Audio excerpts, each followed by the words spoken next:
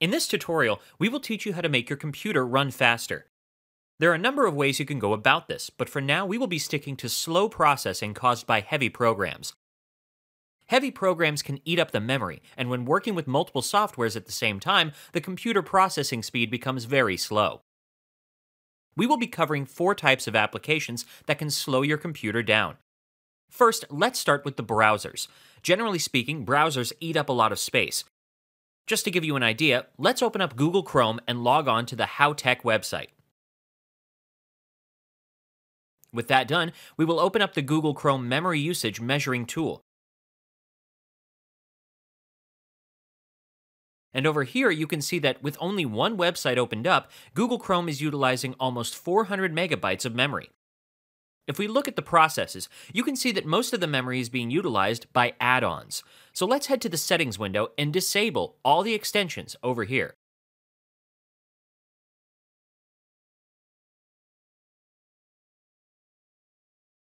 Now when we head back to the memory usage tab and refresh the page, you can see that Google Chrome is utilizing a lot less memory. Now let's compare the performance of Chrome, Firefox, and Opera. For that, we will open up the browsers and log on to the HOWTECH website. With that done, let's head back to the memory usage tab in Google Chrome and refresh the page.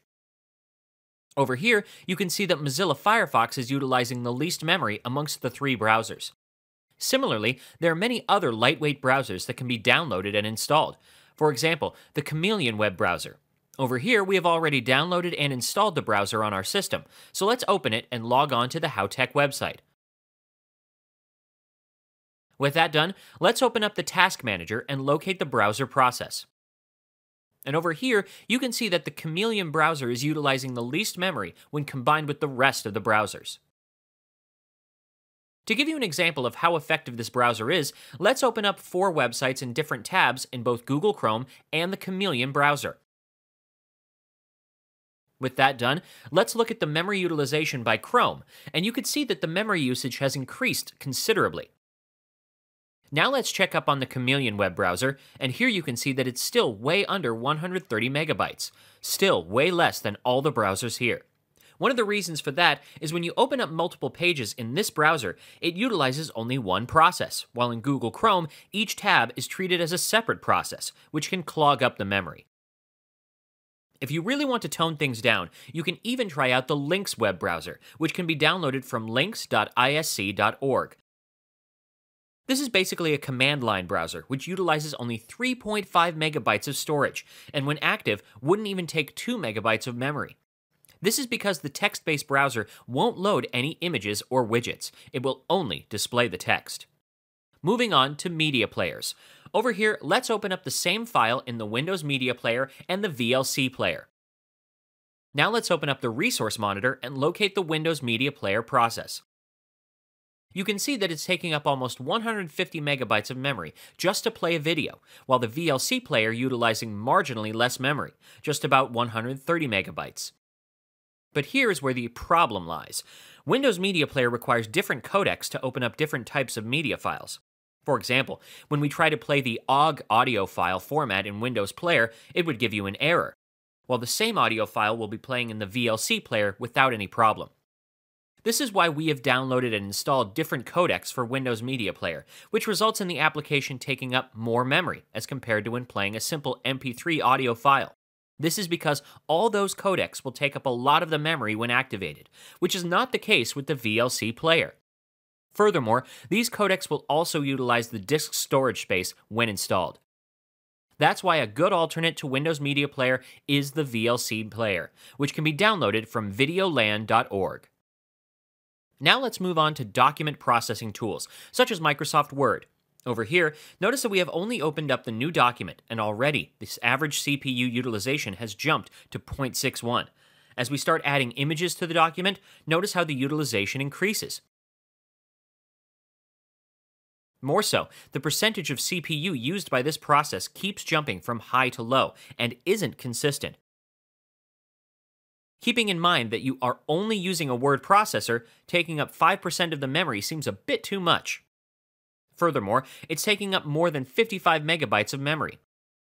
Apart from that, to run Microsoft Word on your system, you need at least 2 gigabytes of available disk space. That's the amount of size required for one of the installation files. So in total, it's a lot of memory being utilized by just one application. On the other hand, OpenOffice, a freeware document processing suite, requires only 440 megabytes of disk space to install the complete suite. So compared to Microsoft Office, where one application is utilizing so much memory, you have a complete suite available within 500 megabytes of disk storage.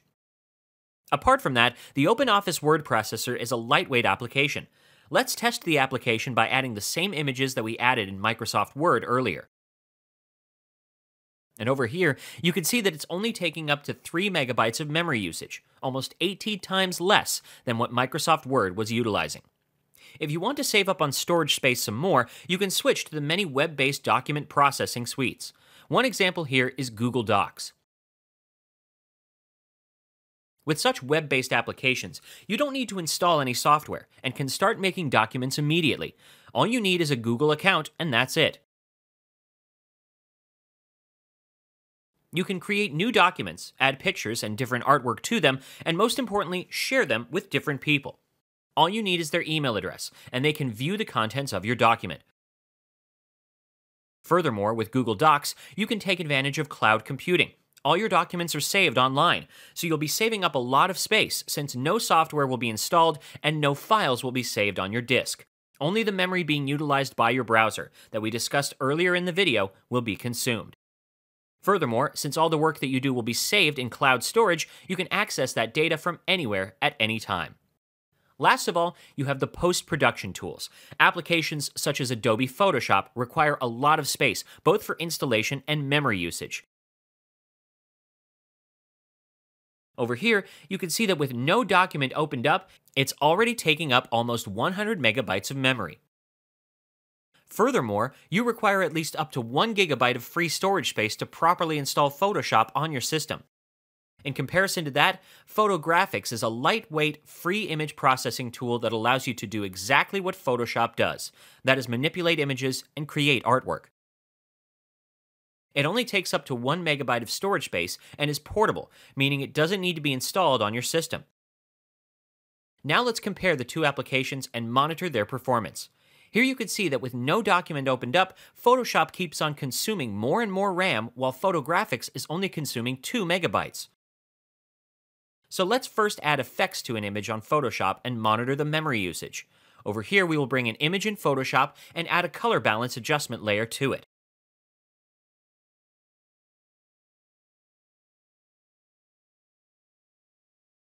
Just keep noticing that as we change the values and add the effect, the application keeps on consuming more and more memory.